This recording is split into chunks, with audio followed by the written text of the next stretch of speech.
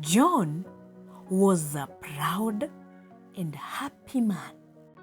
He had all that a man could want in life: a stunning and energetic wife, adorable children, a luxurious dream house, and a customized car that was the envy of many. His job had afforded him this and so much more. He could afford the best that the world could offer. He was the managing director of one of the 5-star hotels in town. He was proud of his job, and so he gave it his all. Due to the coronavirus pandemic, most of the hotels ran out of business. This was due to the travel ban that had been put in place in most countries in the world. In the hotel where John worked, things were no different.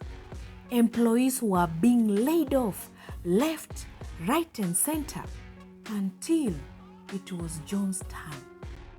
To say that John was shocked would be an understatement, as his boss kindly explained to him the situation at hand and the reasons why he could not be retained anymore. All John could do was shake his head as he watched his wonderful life go down the drain. When John got home, he told his wife the sad news. The wife seemed more shocked than John. She did not utter a word, but her face said it all. There were bills to be paid, a house to be maintained, school fees, and so many other things that needed loads of cash. As months went by, the situation became worse and unbearable even. John's wife could not take it anymore. She packed and left, together with the children, headed for her parents' house. John was now all alone in the big but lonely mansion.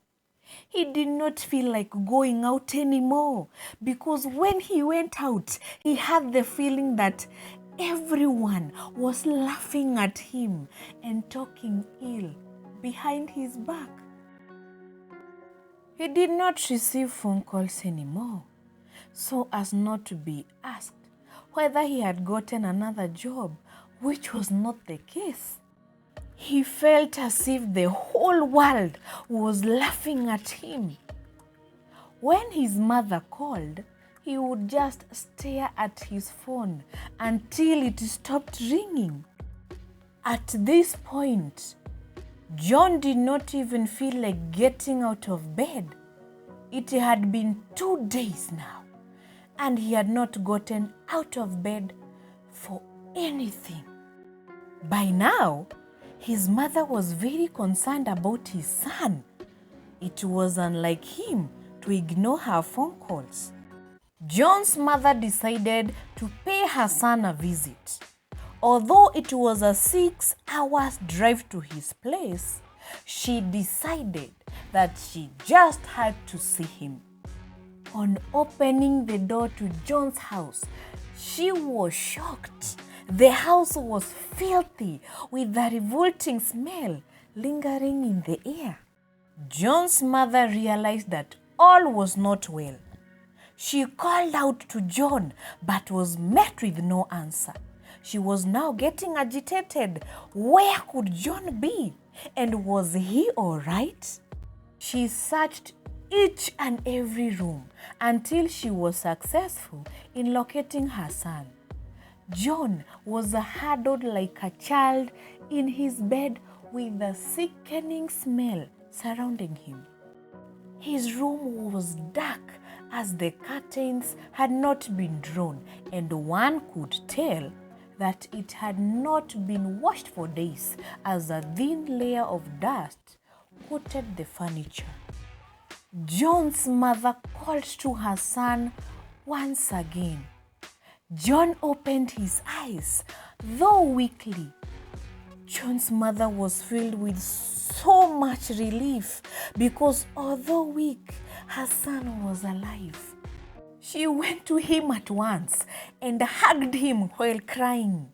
She uttered words of love and assurance to his son, who by now had started crying weakly. Over the next couple of weeks, John's mother devoted all her efforts on her son. She did everything for him. She cooked his favorite meals, bathed him, washed his clothes, tidied the house.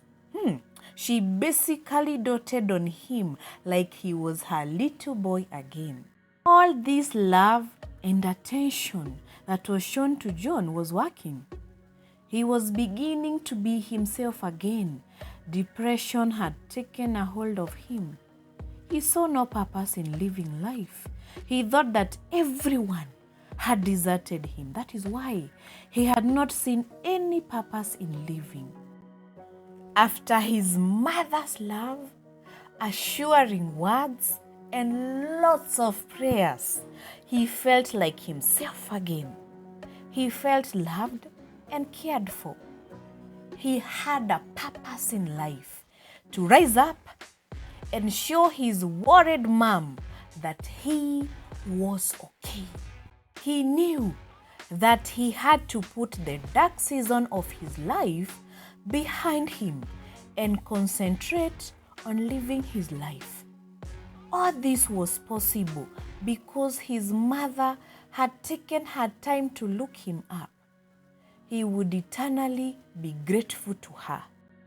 Please, take your time to visit that friend, sister, brother, mother, father, son, daughter, or even neighbor who suddenly seems withdrawn from society. You might be their last hope. You might be the one to pull them from a dark hole. Speak words of assurance to those who are going through a tough time. Be kind to everyone. People out there are going through a lot.